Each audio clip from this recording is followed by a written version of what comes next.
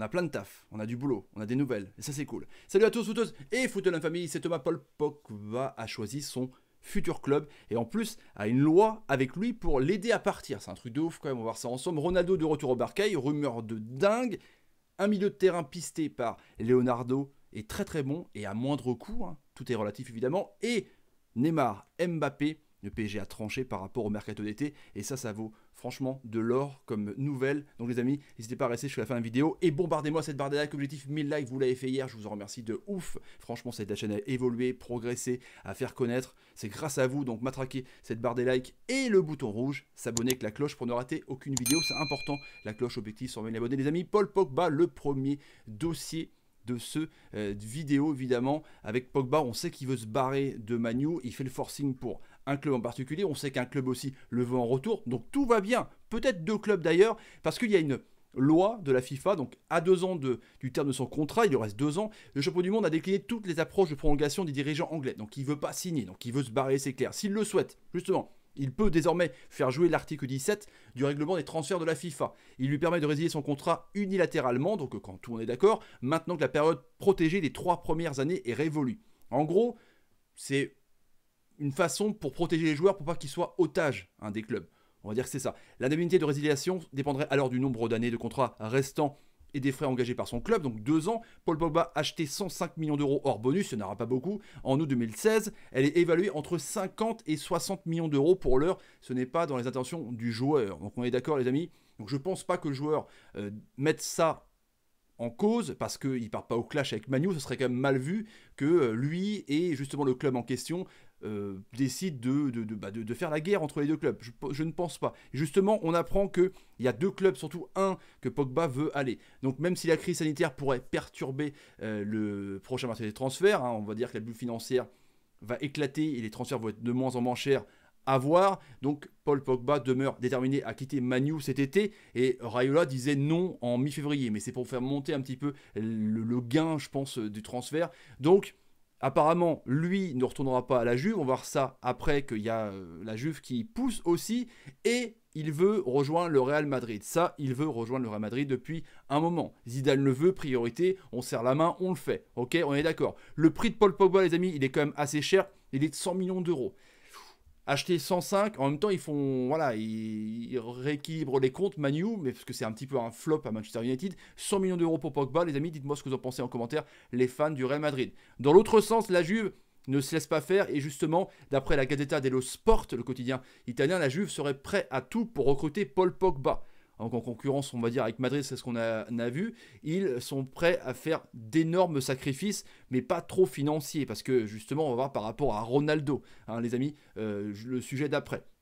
Ils veulent donc, en gros, vendre des joueurs qui valent cher, Costa, Pjanic, Bernardeschi, pour justement récupérer des fonds pour acheter Pogba, parce que 100 millions c'est quand même cher pour un club italien, on est d'accord, parce qu'ils sont vraiment dans l'archla fini avec tout ce qui se passe. Et Leonardo, lui, est intéressé pour le milieu, donc Pjanic, c'est vraiment intéressant, c'est un milieu défensif à la Pirlo, avec de la classe de ouf, un bon passeur de taré, et il vaut entre guillemets que 65 millions d'euros, sachant que le fair play financier est cassé pour ce mercato. Donc 65 millions d'euros pour Pjanic, les amis. Est-ce que vous le prenez, fan du PSG? Beaucoup de questions, mais c'est intéressant. Évidemment, je réponds à tout dans les commentaires. Ronaldo, les amis. Ronaldo, justement pour rebondir sur la crise qui se passe dans le football et en Italie. Donc durement éprouvé par le Covid-19, l'Italie attend également que la crise consécutive à la pandémie change complètement la donne par rapport à la bulle financière des mercatos que je vous disais. Pour la Gazzetta dello Sport, les cartes pourraient être redistribuées, ce qui devrait dès lors profiter aux cadors de la Serie A. Le quotidien transalpin escompte en effet que les prix pratiqués sur le marché des transferts connaissent une forte dévaluation. Donc en gros, les joueurs stars, les joueurs Fury Class seraient beaucoup moins chers, rendant ainsi accessibles des stars qui apparaissent jusqu'alors inabordables. Donc il cite Agüero, Aubameyang, Pogba justement, James Rodriguez, Vidal et même Messi pourrait ainsi grossir les rangs du championnat italien. Il parle même de Messi, les amis, Messi. Mais, justement, pour cela, ils veulent essayer de rentabiliser un gros transfert avec Ronaldo. Donc les dirigeants turinois considèrent que l'investissement de plus de 100 millions d'euros serait déjà rentabilisé et pourrait ne pas se montrer trop gourmand pour revendre justement Cristiano Ronaldo, hein. La billetterie, parce que tu te déplaces pour Ronaldo, c'est clair et net, la vente de maillots, il y a plein de trucs indirects par rapport au transfert de Ronaldo, il n'y a pas que le mec qui joue sur le terrain, ça c'est clair. Donc ils veulent en plus économiser 40 millions d'euros de salaire annuel, c'est quand même colossal,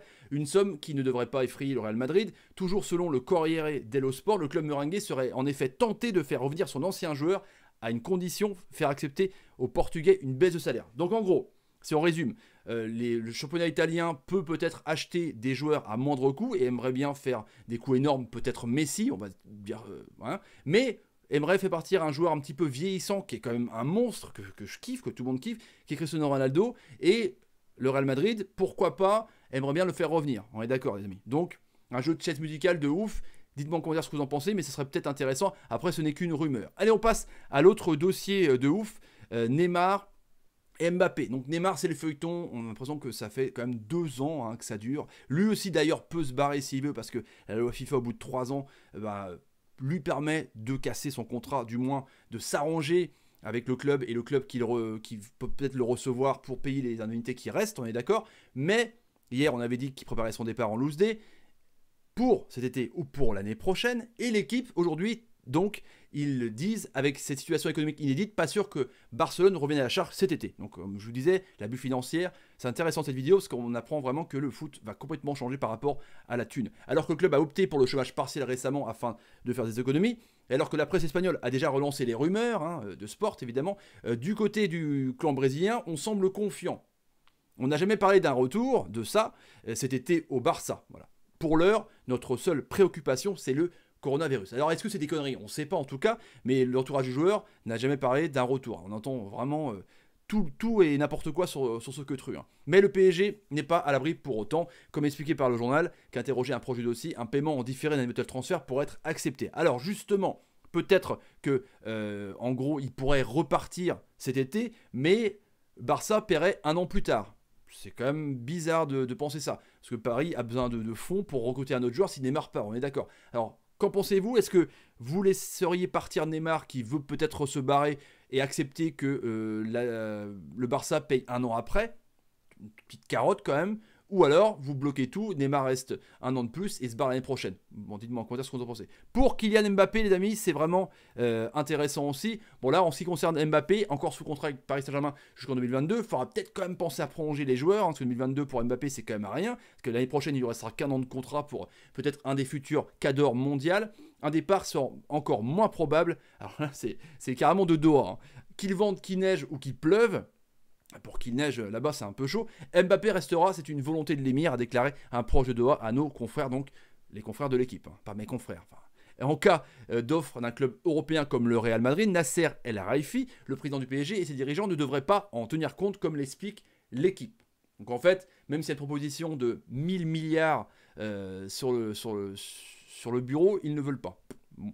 L'actualité pour le Paris Saint-Germain est donc peut-être plus au niveau des prolongations de contrat. Donc si on résume ce que titre l'équipe ce matin, c'est que Neymar ne bougera pas, ou alors s'il bouge, il y aura un arrangement d'un paiement en différé, chaud, puis il bougera peut-être plus l'année prochaine, et Mbappé, en gros, lui, c'est mort, il reste dans la capitale. Donc les amis, dites-moi en commentaire ce que vous en pensez, et je reviens sur une petite question à la fin, avec donc, pour vous, Cristiano Ronaldo de retour au Real Madrid, est-ce que c'est crédible, et est-ce que vous le voulez bien, ou alors non.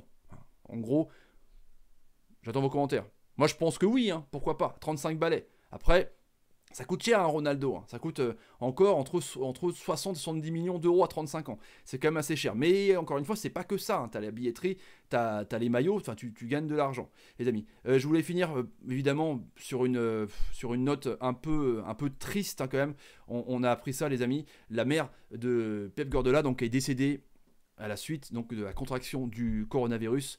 Donc c'est un truc de ouf, enfin c'est dramatique, Elle avait donc 82 ans, donc voilà, je voulais vous partager ça, cette nouvelle, et donc je soutiens à fond donc sa famille, ses proches, et voilà, c'est dramatique, Tous les jours on apprend des disparitions tragiques dans le monde du sport, dans le monde privé, enfin c'est fou, il est temps que ça s'arrête, les amis. Allez, je vous laisse, les amis, n'hésitez pas donc à faire ce que vous voulez, à partager la vidéo, vous abonner, voilà, donc encore une fois, nouvelle dramatique, les amis, sur le Covid-19. Allez, salut, salut, salut, et salut.